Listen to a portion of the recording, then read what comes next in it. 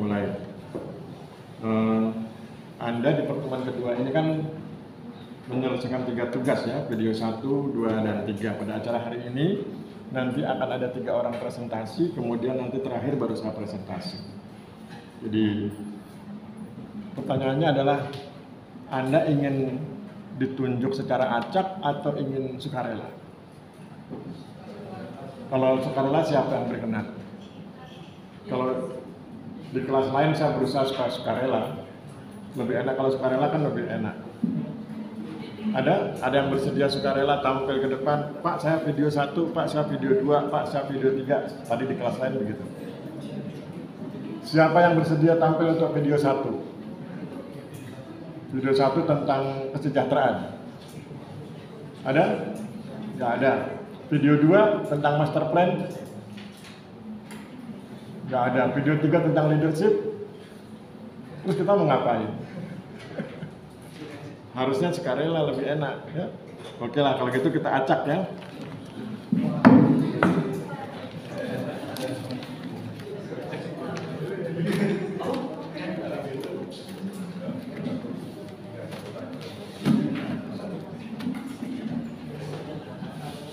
Video 1 nanti narasumber 1 video 1 ya. Ini kita kumpulkan dulu orang 3 orang. Narasumber 1 video 1 Dewi Kartika Andini. Mana orangnya? Ya video 1 ya. Video 2 kita lihat di tengah. Video 2 Ardian Nafi. Mana? Nafi atau Novi? Mana orangnya? Video 2 ya. Video 1, video 2, video 3.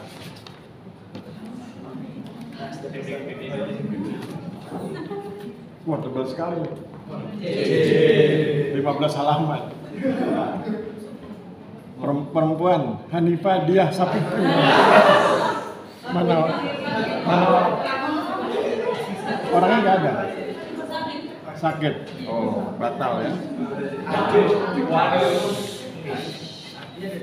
Kita ambil yang tipis, yang cuma 1 halaman. Tulisannya susah dibaca ini. Tolong baca Mas. Ini M atau N? Baca.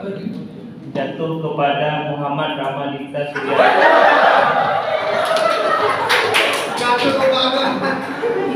Tulisannya tuh jelek sekali.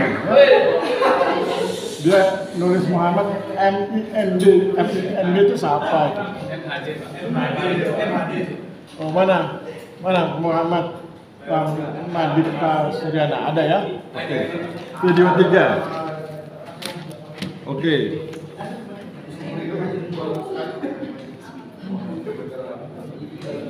Sekarang kita mulai dari video 1. Video 1 Dewi Kartika Andini. Mana silakan duduk di sini.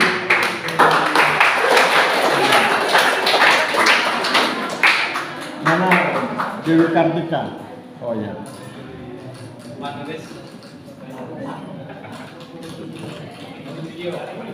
Silakan duduk dulu. Saya bacakan aturannya ya, aturan mainnya duduk. Aturan mainnya nanti beliau presentasi sambil duduk santai gitu ya.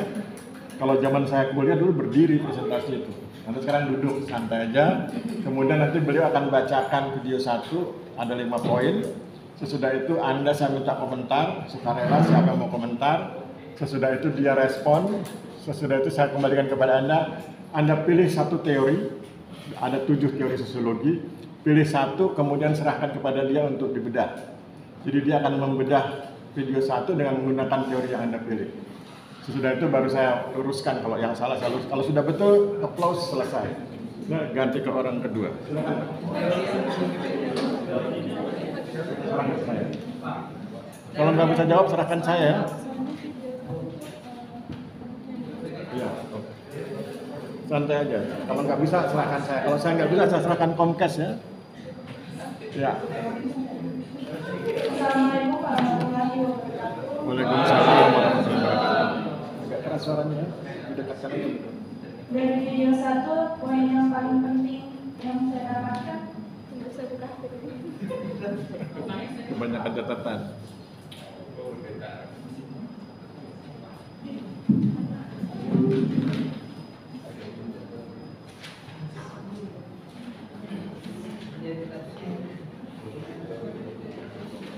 Di kertasnya nggak ada jawabannya.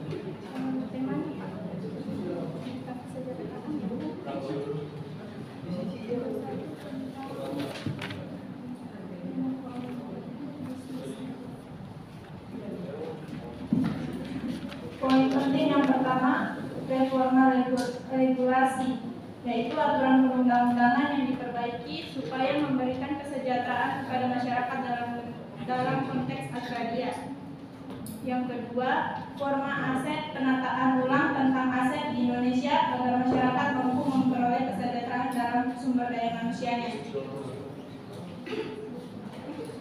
Terus yang ketiga ada Rekman Sobat yang membicarakan tentang kemiskinan bisa dihapus melalui rakyat yang radikal karena akan membagikan tanah-tanahnya secara adil, radikal artinya murni dan konekuen. Yang keempat, penelitian Johnson bahwa regulasi mempercepat rakyat terutama dalam sektor pertanian yang ada di Filipina tidak efisien tetapi di Chili sangat bermanfaat. Yang kelima, yaitu bagian budayanya, sikap pola perilaku pengetahuan mengekspresikan adat, kesenian, rencana aksinya melalui visualisasi, bandel ngerompol, kuat dan jasmani rohani dan gemar berkumpul juga sekon atau patungan.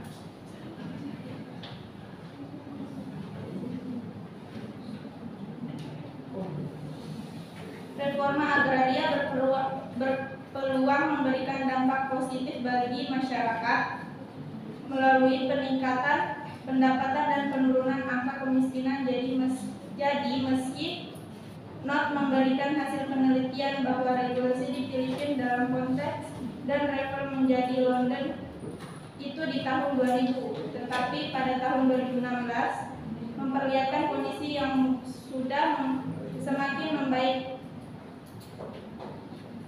menunjukkan bahwa reforma agraria memberikan dampak positif bagi masyarakat melalui peningkatan pendapatan, penurunan angka kemiskinan.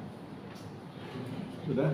Oke ya, jadi video 1 itu sebetulnya judul videonya adalah memahami kesejahteraan masyarakat berdasarkan hasil penelitian. Jadi kata kuncinya adalah kesejahteraan masyarakat. Siapa di antara Anda yang ingin komentar? Bebas siapa? Angkat tangan dulu, kemudian komentar. Apapun komentarnya silakan nanti direspon. Ada? Masa nggak ada? Nggak menghormati narasumber itu. Narasumber itu nggak akan keluar honornya kalau nggak dikomentari. Ada? Nggak ada? Ya, silakan Mas. Berdasarkan dari video 1 itu, apa yang bisa disimpulkan mengenai hasil penelitian di kabupaten tersebut? Oke, ya, silakan narasumber. Apa kesimpulan penelitiannya? Dia belum baca kesimpulannya.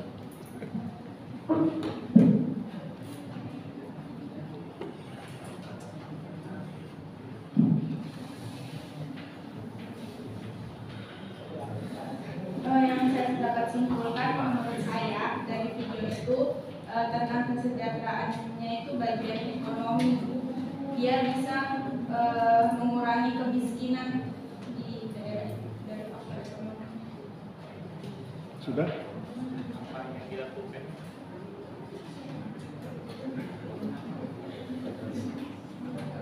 Ketika masyarakat mampu memenuhi kebutuhan diri dan keluarganya,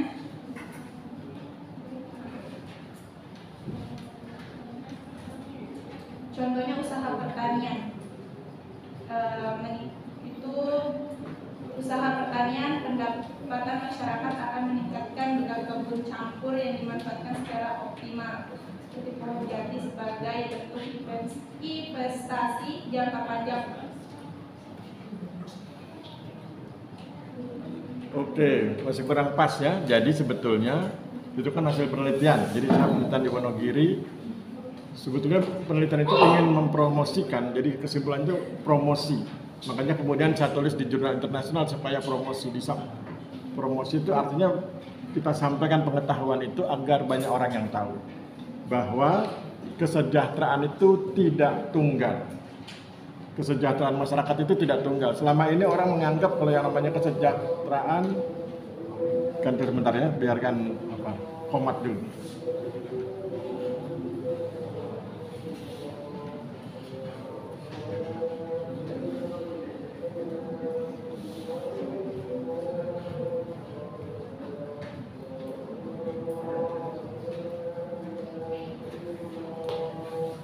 Ya, jadi promosinya adalah supaya orang banyak tahu. Selama ini orang beranggapan bahwa kesejahteraan itu hanya aspek ekonomi.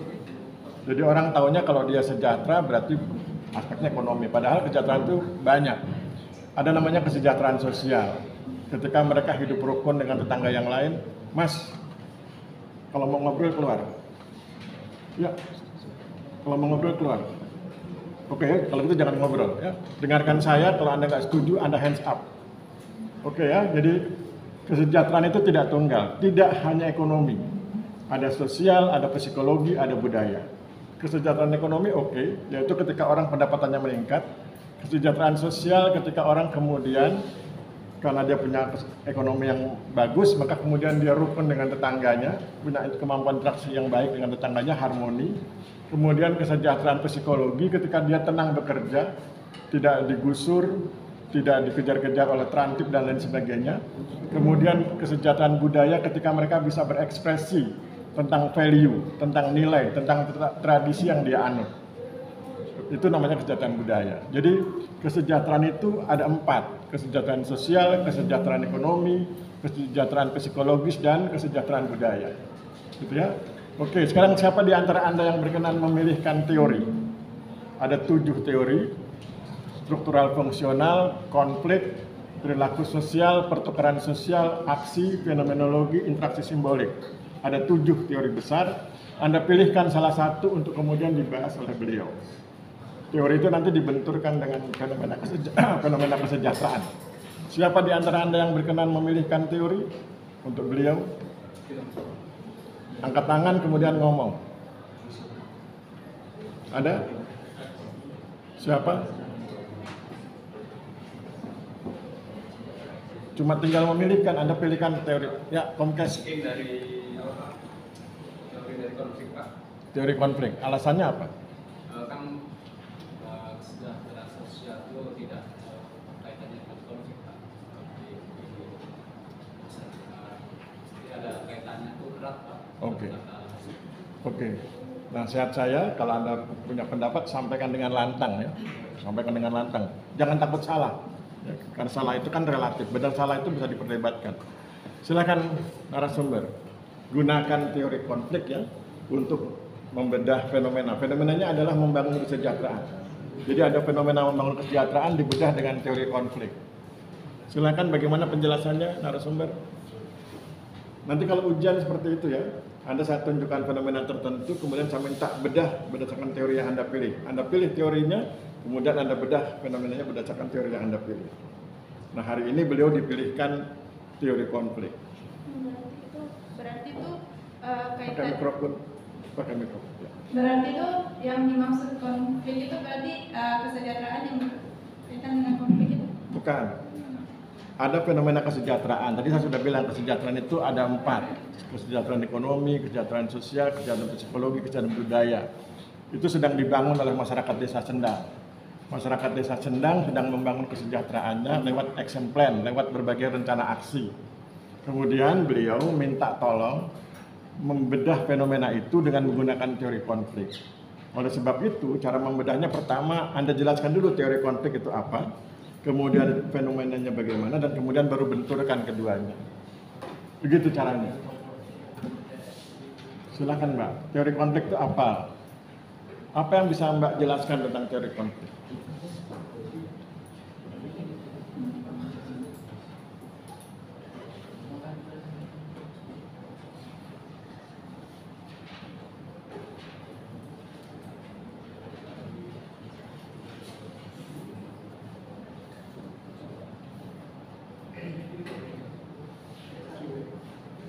jangan lama-lama karena jam 1 saya ngajar lagi di kelas lain. Sekarang sudah 11.48. Pakai mikrofon. Dibantu siapa? Mbak nggak bisa. Oke. Narasumbernya belum paham tentang teori konflik ya, saya bantu jelaskan. Teori konflik itu intinya pada kewenangan dan kepentingan. Pada masyarakat itu ada perbedaan kepentingan. Tiap pihak punya kepentingan masing-masing. Itu bisa berbeda-beda. Kemudian ada perbedaan kewenangan. Nah, perbedaan kepentingan dan perbedaan kewenangan itu berpotensi menimbulkan konflik. Itu teori konflik, Mbak. Kemudian bagaimana menggunakan itu untuk membedah fenomena kesejahteraan. Bisa? Mas, oke, saya lanjutkan ya. Jadi kita kan sedang bicara tentang fenomena kesejahteraan. Ada usaha dari masyarakat Desa Sendang untuk merancang berbagai kegiatan. Kita menyebutnya action plan, rencana aksi untuk membangun kesejahteraan. Kita paham kesejahteraan itu ada minimal ada 4, bisa lebih, minimal 4. Kesejahteraan ekonomi, kesejahteraan sosial, kesejahteraan psikologi, kesejahteraan budaya. Kemudian kita ingin membedahnya dengan menggunakan teori konflik. Bicara teori konflik, bicara tentang kepentingan dan kewenangan. Masing-masing pihak punya kepentingan yang berbeda. Mari kita bedah misalnya, Anda bisa lihat di level elit misalnya, pemerintah desa. Pemerintah desa itu punya kepentingan. Kepentingannya apa? Dia ingin masyarakatnya maju, desanya maju. Masyarakat juga punya kepentingan, yaitu dia ingin dirinya maju, pendapatannya meningkat. Dia bisa hidup rukun dengan tetangga sebelah, tenang bekerja, tidak diganggu, dan kemudian bisa mengekspresikan budayanya. Nah, maka kemudian sebetulnya kalau lihat dari garis besar kan tidak bertentangan itu. Maka kemudian tinggal dicegah agar tidak terjadi perbedaan kepentingan antara pemerintah desa dengan masyarakat desa. Ya, misalnya pemerintah desa tidak boleh kemudian mengambil keputusan yang demi mewujudkan kesejahteraan, kemudian justru merugikan masyarakat. Misalnya, kami ingin desa ini maju, membangun infrastruktur, maka kemudian diambil sekian banyak retribusi, pungutan-pungutan, yang pungutan itu kemudian memberatkan masyarakat. Itu nggak boleh dilakukan, karena kalau itu dilakukan akan terjadi konflik. Nah, kemudian itu mengenai kepentingan. Mengenai kewenangan begitu. Pemerintah desa itu punya kewenangan membuat regulasi, punya kewenangan mengatur, punya kewenangan mengelola, dan kemudian masyarakat punya kewenangan menerapkan kalau itu baik buat mereka. Kalau itu tidak baik, mereka bisa menyalurkan lewat memberikan aspirasi, protes, dan lain sebagainya. Tapi kemudian kalau itu sudah diselesaikan, itu kemudian dilaksanakan. Jadi pada intinya, teori konflik itu tidak selalu bermuara pada konflik, tetapi teori konflik itu berbicara juga bagaimana cara mereduksi konflik atau bahkan mencegah konflik. Jadi konflik itu bisa dibiarkan muncul, atau bisa direduksi, dikurangi, atau bisa ditiadakan atau dicegah. Nah, dengan mempelajari teori konflik, maka kita bisa mencegah terjadinya konflik ketika bicara tentang fenomena kesejahteraan. Konfliknya dicegah karena masing-masing diusahakan agar kepentingan yang mungkin nampak berbeda bisa disatukan, kemudian kewenangannya bisa dijalankan dengan baik masing-masing sesuai dengan bidangnya masing-masing, sesuai dengan kewenangannya masing-masing. Oke, ada yang ingin komentar? Silahkan Pak, saya ingin menambahkan atau Pak saya ingin mengkritisi, silahkan. Sebelum kita persilahkan narasumber pertama kembali ke tempat. Ada? Nggak ada ya, kalau gitu cukup buat narasumber satu. Terima kasih, applause buat beliau.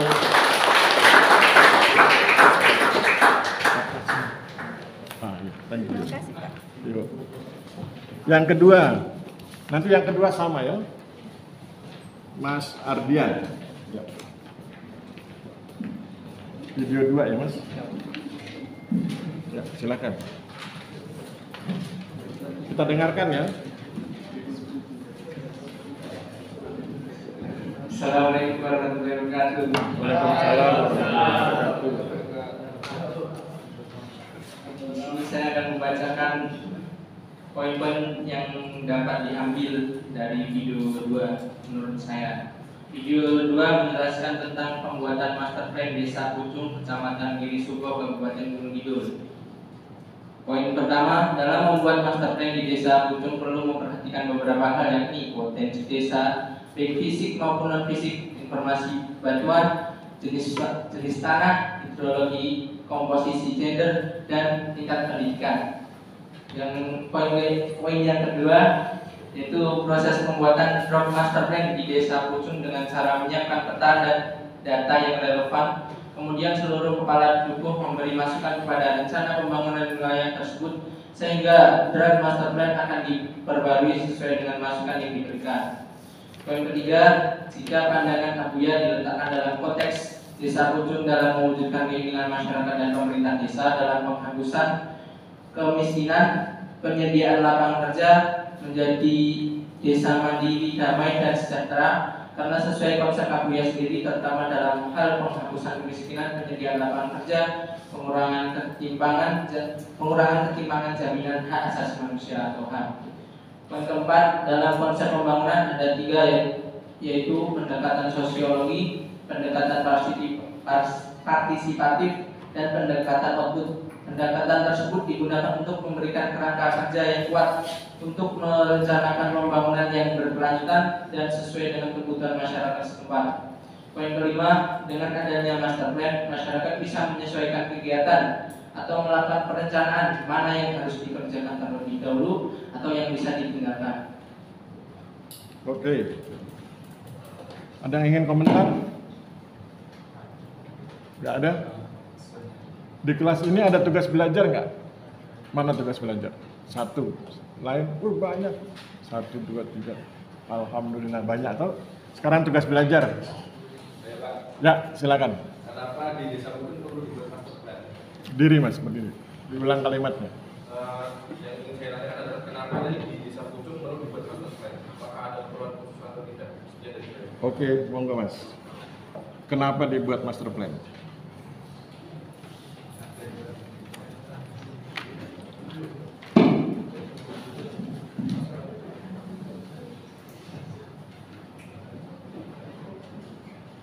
Biasanya kalau kelas banyak tugas belajarnya dia rame, aktif diskusi ya, karena tugas belajar itu sebagai dinamisator.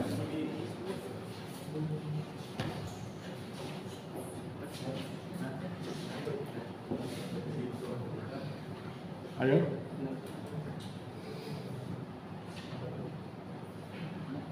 Kamu cari apa? Nggak ada. Siapa di antara Anda yang sudah baca naskah aslinya?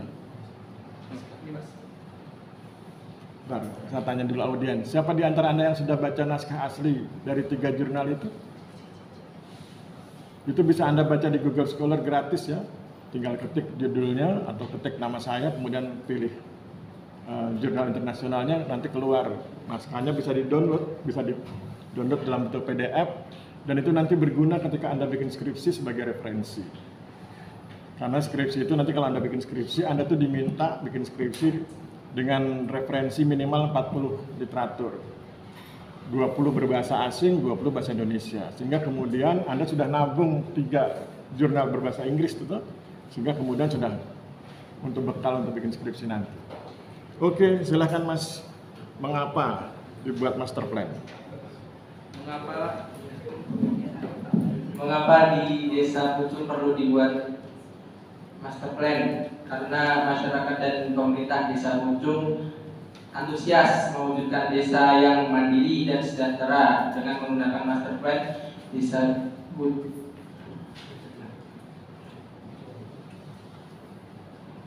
Karena masyarakat dan pemerintah Desa Pucung antusias mewujudkan Desa Pucung yang mandiri dan sejahtera. Oke ya, saya tambahkan garis bawahi kata antusias ya. Antusias mewujudkan Desa Pucung yang mandara, mandiri, damai, dan sejahtera. Nah, kemudian bagaimana wujud konkretnya? Wujud konkretnya adalah saya ditelepon oleh kepala desa. Saya ditelepon, Pak Aris bisa nggak bantu kami nyusun master plan? Kami butuh perencanaan selama 20 tahun, 2022 sampai 2042. Saya bilang bisa. Kemudian saya bilang kalau gitu tunggu saya atur agenda waktu, karena kan jadwal ngajar saya kan juga padat. Kemudian saya cari sela-sela waktu ketika saya tidak mengajar. Kemudian saya hubungi Ibu Sugiasi dan Mas Bayu. Mas Bayu itu PPNPN, dia geodet, Ibu Sugiasi itu geograf. Mas Bayu sekarang sudah bekerja di Kanwil BPN Banten, kami sering hubungan lewat WA. Kemudian Ibu Sugiasi masih ada di sini, Anda bisa ketemu dengan beliau nanti kalau ingin konfirmasi. geodet dan geograf itu saya minta bantuan untuk menyusun atau membuat peta. Karena nanti dari peta itu bisa dibuat lebih detail tentang apa yang akan dikerjakan, di mana dan bagaimana gitu ya. Maka kemudian saya setuju, kemudian kami berangkat ke lokasi.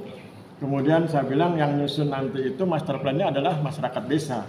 Jadi makanya saya menyebutnya master plan partisipatif. Mereka yang membuat, saya dengan teman-teman yang 2 orang itu hanya memfasilitasi. Ini loh petanya, kemudian saya bilang ini loh sistemnya. Bagaimana sistemnya? Sistemnya adalah setiap dukuh mengkoordinir aspirasi masyarakatnya. Setiap kepala dukuh mengkoordinir aspirasi masyarakatnya. Masyarakat memberi aspirasinya, Pak, dukuh ini harusnya begini, sampai tahun 2042 harusnya begini. Kemudian nanti masing-masing dukuh itu datang ke rapat koordinasi. Di rapat koordinasi itu kemudian dicatat dukuh ini akan mengerjakan apa, dukuh ini akan mengerjakan apa, dan kemudian dikoordinasikan agar tidak konflik antar dukuh. Sesudah itu diputuskan oleh kepala desa, dan itu menjadi bahan baku draft master plan, draftnya. Kemudian draft itu diolah oleh sekretaris desa menjadi master plan. Kemudian didiskusikan lagi dengan saya dan kepala desa. Saya perbaiki hal-hal yang bernuansa ilmiah untuk lebih kuat unsur ilmiahnya. Kemudian jadi master plan. Jadi kata kuncinya adalah antusiasme. Jadi master plan itu dibuat karena masyarakat ingin mandiri, damai dan sejahtera, dan mereka ingin membuat perencanaan. Jadi master plan itu adalah panduan kegiatan selama 20 tahun. Di situ dijelaskan tahun ini harus mengerjakan apa, tahun berikutnya harus mengerjakan apa. Begitu ya, Mas? Oke, thank you. Sekarang saya minta Anda memilihkan teori. Tadi sudah pakai teori konflik, sekarang pakai teori yang lain. Siapa yang bersedia memilihkan? Ya, silakan Mas. Berdiri, Mas. Supaya kelihatan. Ya, thank you. Ya. Terima kasih, Pak. Saya minta tolong kaitkan tentang master plan dengan teori aksi. Teori aksi ya, oke. Alasannya ada? Karena master plan kan sebuah perencanaan yang dilakukan secara bertahap demi tahun. Itu bagaimana keterkaitannya dengan teori aksi tersebut? Oke, thank you ya. Oke, silakan Mas narasumber.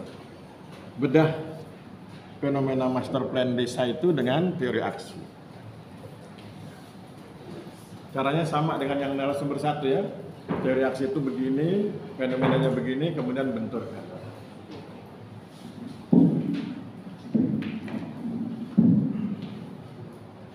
Sebelumnya saya akan membacakan apa itu teori aksi. Teori aksi yaitu pandangan ilmu yang menekankan pada individu sebagai subjek, sehingga ada pelaksanaan pembuatan master plan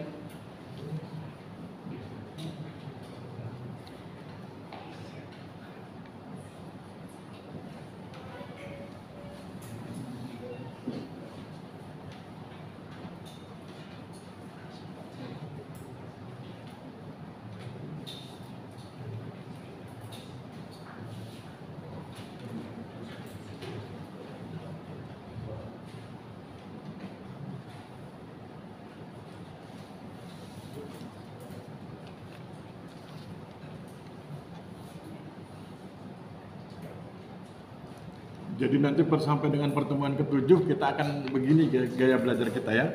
Jadi 7 teori sosiologi itu akan kita gunakan terus, sehingga kemudian nanti lama-lama Anda hafal. Tanpa dihafal, lama-lama menjadi hafal, karena tiap hari kita bahas itu. Hari ini kita sudah bahas 2 teori, yang baru 1 teori ya, teori konflik, dan barusan ada teori aksi. Jadi minimal setiap hari kita bahas 3 teori. Lama-lama hafal di luar kepala itu ya. Sehingga nanti kalau ujian keluar teori kan berarti nilainya bisa bagus. Oke? Silakan Mas.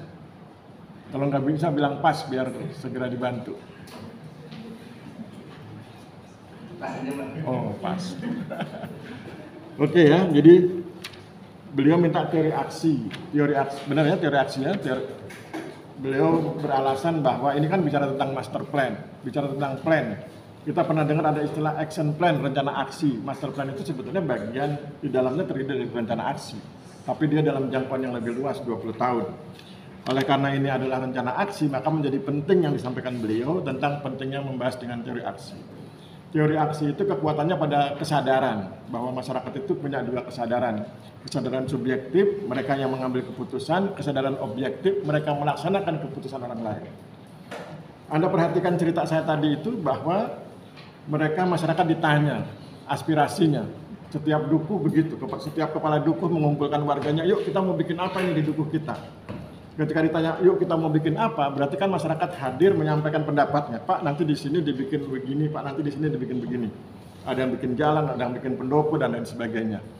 Ketika mereka menyampaikan itu berarti mereka sedang menjalankan peran menerapkan kesadaran subjektifnya. Mereka yang ambil keputusan, saya maunya ini dibikin pendopo, saya maunya ini bikin begini, saya maunya jalan diperbaiki. Itu mereka bertindak atas kesadaran subjektif pengambil keputusan. Begitu itu selesai, maka kemudian itu diproses oleh kepala dukuh, kemudian dirapatkan di sebuah rapat, kemudian muncul kepala desa yang menyampaikan pendapat akhir bahwa nanti dukuh ini begini, dukuh ini begini, dukuh ini begini. Selesai, apa yang dihasilkan di rapat itu disampaikan kepada masyarakat, yaitu masyarakat harus mengerjakan ini dalam rangka memenuhi kebutuhannya tadi itu. Maka kemudian ketika masyarakat melaksanakan kegiatan berdasarkan hasil rapat koordinasi itu, maka mereka bertindak berbasis kesadaran objektif. Yang mengambil keputusan kepala desa dalam rangka koordinasi antar dukuh, kemudian masyarakat melaksanakan. Sehingga kemudian tidak terjadi konflik antar kedukuhan.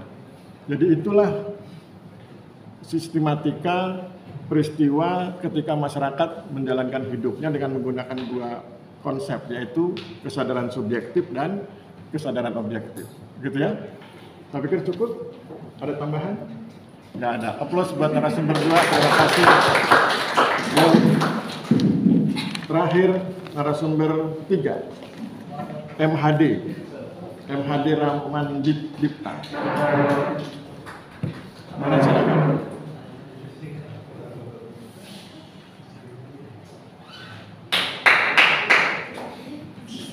Ya.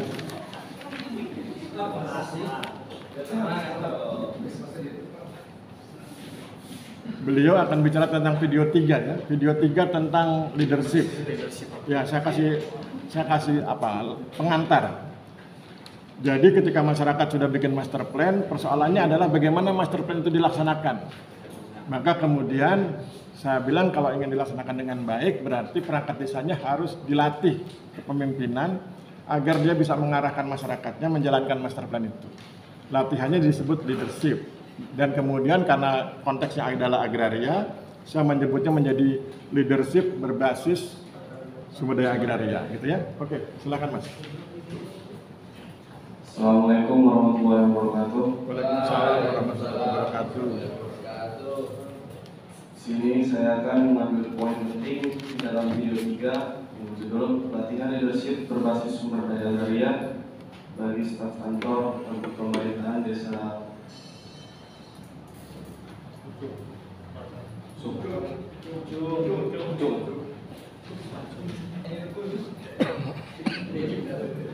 Pertama, program pelatihan kepemimpinan berdasarkan sumber daya agraria untuk staf kantor pemerintahan desa Pucung yang dilaksanakan untuk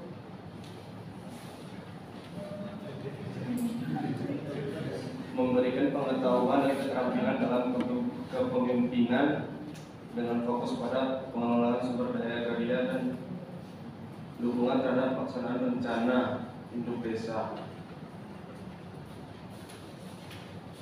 Pelatihan mencakup topik seperti makna kepemimpinan, potensi sumber daya agraria desa Pucung, kompetisi kepemimpinan saat ini dan pada masa depan. Pentingnya keterampilan kepemimpinan seperti disiplin menjadi sumber inspiratif bagi orang lain.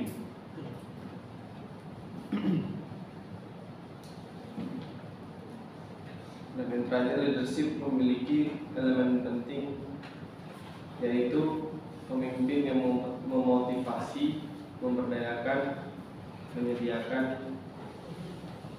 dan mengelola sarana prasarana.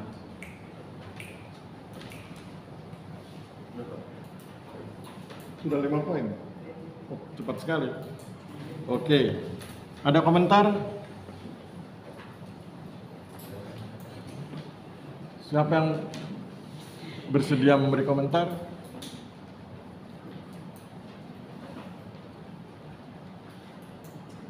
Oke, kalau gitu siapa yang bersedia memberi pilihan teori? Biar beliau bahas. Tadi sudah teori konflik, sudah teori aksi, jadi teori yang lain. Ada? Angkat tangan dulu, hands up. Aldi lagi. Tadi katanya mau nanya nih. Nggak ada ya? Oh itu. Silakan, Mbak.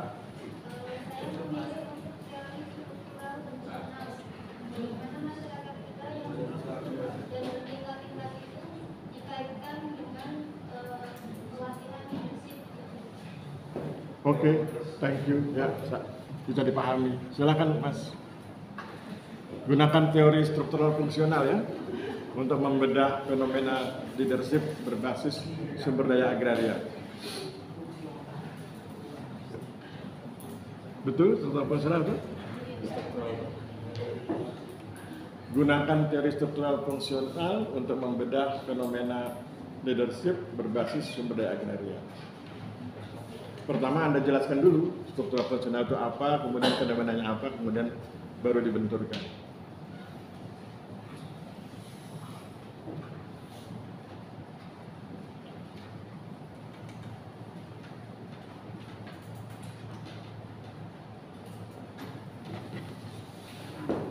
Ayo cepat, biar kita cepat selesai. Ya.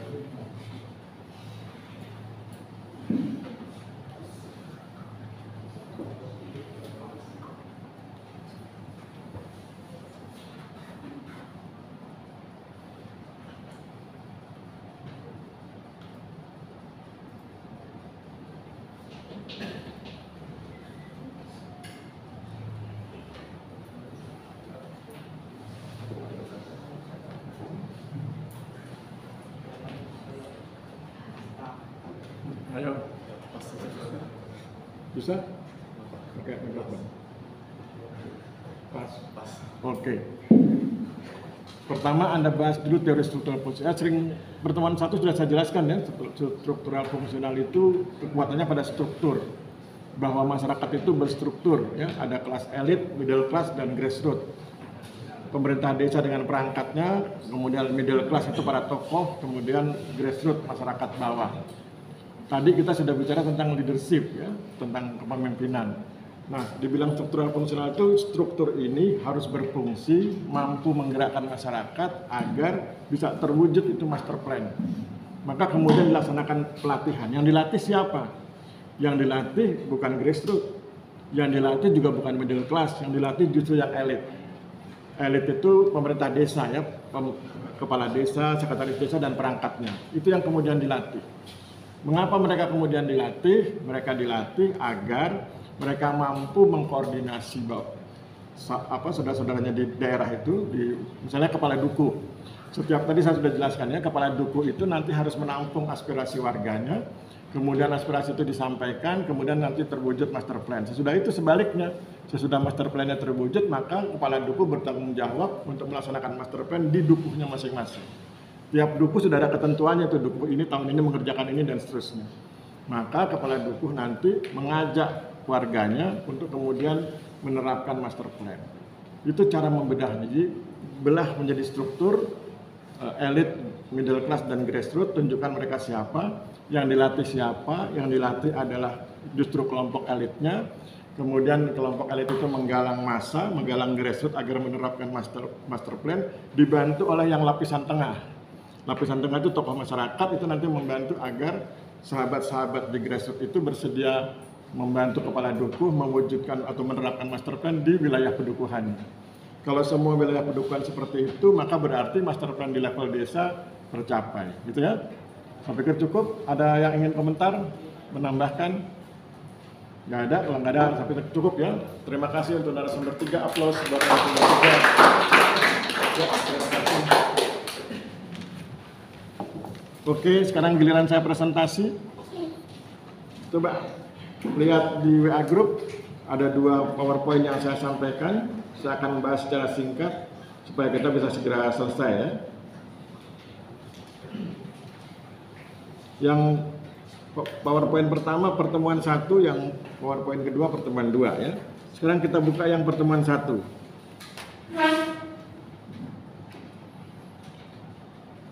Judul PowerPoint-nya adalah Sosiologi Agraria, sebuah penjelasan awal terkait referensi. Saya ingin ingatkan Anda bahwa garis bawahi referensi. Referensi itu artinya buku-buku bacaan, jurnal, atau literatur yang lain, buku-buku yang menjadi dasar Anda menyampaikan sesuatu, memikirkan sesuatu, dan mengerjakan sesuatu. Kalau nanti Anda sudah selesai dari STPN, Anda adalah pekerja profesional. Saya ulangi kalimatnya, kalau nanti Anda sudah selesai dari STPN, Anda akan menjadi pekerja profesional. Pekerjaannya terserah Anda, bisa dimanapun, ya sesuai dengan yang Anda sukai. Tapi Anda adalah pekerja profesional, dan ciri pekerja profesional adalah berbasis referensi, berbasis ilmu, berbasis literatur. Karena ada semboyan, jangan mengerjakan sesuatu kalau nggak tahu ilmunya. Dan kalau sudah tahu ilmunya, kerjakan sesuatu sebaik-baiknya. Kemudian lihat di slide keempat.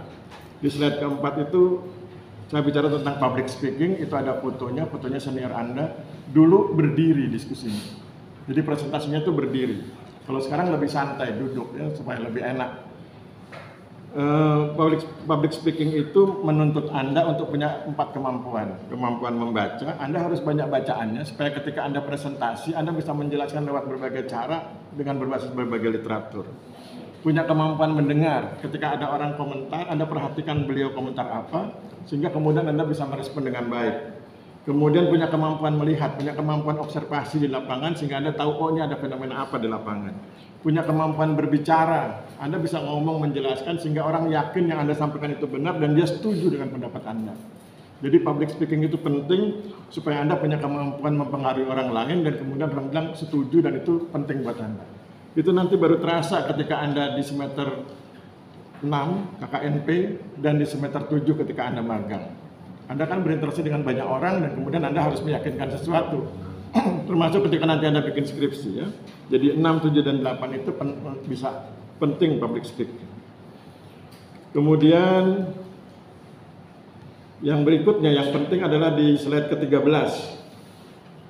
Itu ada gambar lingkaran-lingkaran itu sosiologi perspektif sosiologi. Jadi bagaimana orang sosiologi itu melihat fenomena lapangan. Pertama dia akan lihat masyarakatnya, society. Kemudian karena kita bicara tentang sosiologi agraria, dia akan lihat agrarianya.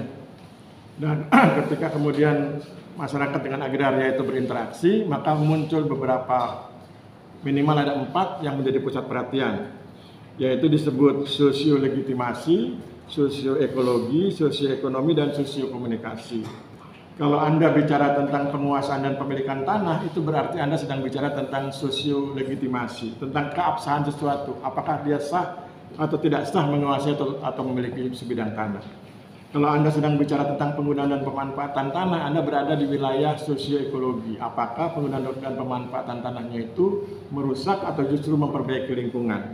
Kemudian kalau Anda bicara tentang keuntungan dan kerugian dari pemanfaatan bidang tanah atau agraria, maka Anda berada di wilayah sosioekonomi. Kalau Anda bilang, oh kalau gitu perlu pelatihan dan segala macam, itu berarti bicara tentang sosiokomunikasi. Anda melatih orang mengerjakan sesuatu dalam konteks agraria, Anda berarti berkomunikasi dengan yang bersangkutan, sehingga kemudian yang bersangkutan percaya dengan Anda dan menjalankan apa yang Anda ajarkan. Itu di sosiokomunikasi. Kemudian nanti buku-bukunya itu banyak, silakan Anda baca. Kalau Anda belum punya bisa lihat di perpustakaan.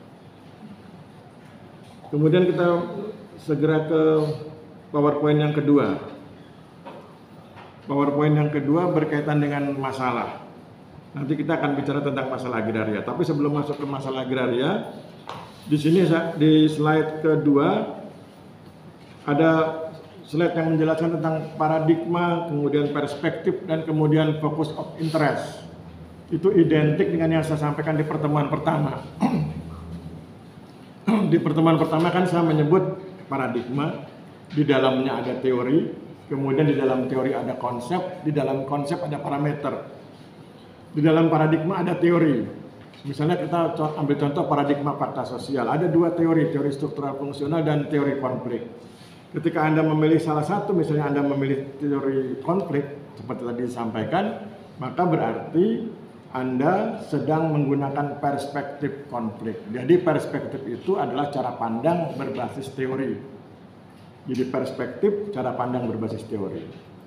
Jadi kalau Anda menggunakan teori konflik, berarti Anda sedang melihat sesuatu dengan menggunakan teori konflik. Sama seperti tadi ya, kita bahas tentang leadership itu, pelatihan leadership dengan menggunakan teori struktural fungsional. Jadi kita gunakan perspektif struktural fungsional.